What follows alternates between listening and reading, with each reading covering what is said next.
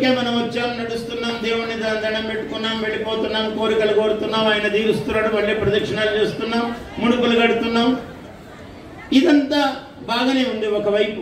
కానీ మూలము చరిత్ర తెలుసుకోవాలి అంటే పురాణం లోపలికి వెళ్ళాలి మనం. అందువల్ల సర్గశ్చ ప్రతిసర్గశ్చ వంశ, ఒక వంశం ఉన్నది.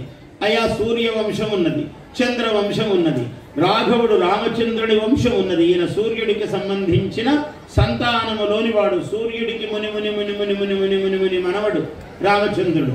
ఆ రామచంద్రుడు ఇంత గొప్పవాడు, అంత గొప్పవాడని ఈనాటికి మనము రామాయణము పారాయణము చేసి, ఇవాళ అయోధ్య నిర్మాణం, దేవాలయ నిర్మాణం చేసి, మన మోడీ మహానుభావుడు ఉన్నాడు కాబట్టి చేస్తున్నాడు, బాగుంది.